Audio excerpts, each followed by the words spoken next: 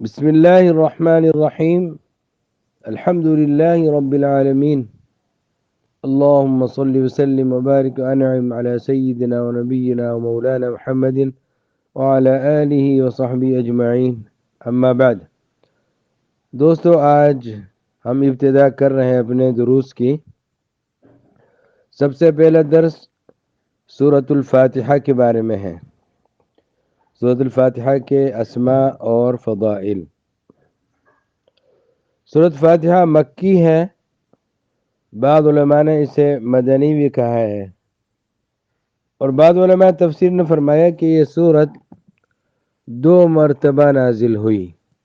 ایک مرتبہ مکہ مکرمہ میں اور ایک مرتبہ مدینہ منورہ میں. اس سورت کے بہت سے نام ہیں.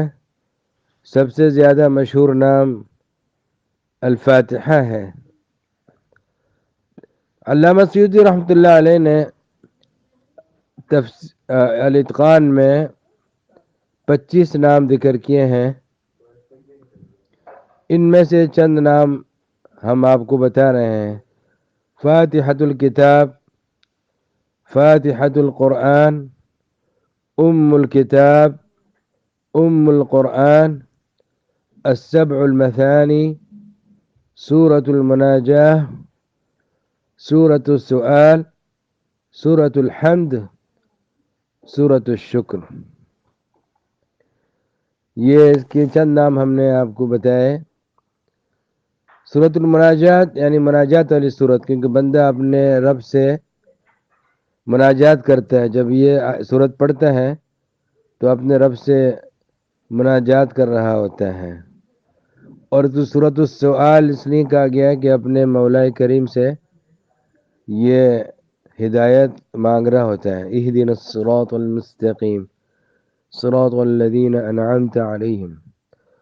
اور سورۃ الحمد اس لیے کہا گیا کہ یہ اس میں اللہ سبحانہ و تعالیٰ کی تعریف ہے، کہ تمام تعریفیں اللہ ہی کے لیے ہیں. اور سورۃ الشکر بھی اس کو کہا گیا کیونکہ اس میں بندہ اللہ تعالیٰ کی جب حمد کرتا ہے تو حمد کے ذریعے شکر بھی ادا ہوتا ہے. اور فاتحۃ الکتاب تو اس کا معنی تو سب جانتے ہیں کہ فاتحۃ الکتاب، فاتحۃ القرآن کے قرآن کی ابتدا، اور اس کتاب عظیم اللہ کی کتاب قرآن کریم اس کی ابتدا اسی صورت سے ہو رہی ہے. اس کو فاتحۃ الکتاب بھی کہا جاتا ہے. اور الکتاب اور القرآن بھی اس کو کہا گیا. جی. اور السبع المثانی، اس کے اندر 7 آیتیں ہیں تو اس لیے اس کو السبع المثانی بھی کہا گیا. بہت سے اس کے نام ہیں. تو اللہ تبارک و تعالی نے اس سورت کو 2 مرتبہ نازل فرمایا، جیسے کہ بعض مفسرین نے لکھا ہے.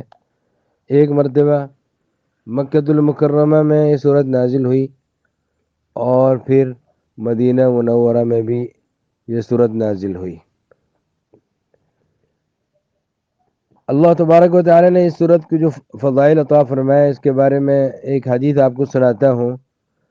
رسول اللہ صلی اللہ علیہ وسلم نے ارشاد فرمایا، فاتحہ کے بارے میں فرمایا کہ اللہ کی قسم، اس جیسی صورت نہ توریت میں اتری، اس جیسی صورت نہ توریت میں اتاری گئی، نہ انجیل میں، نہ زبور میں، نہ قرآن میں.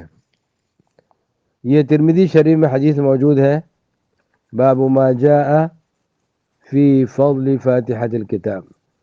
اور حاکم رحمۃ اللہ علیہ نے اپنی مشہور کتاب المستدرک میں روایت کیا ہے کہ حضرت صلی اللہ علیہ وسلم نے سورۃ فاتحہ کو افضل القرآن بتایا.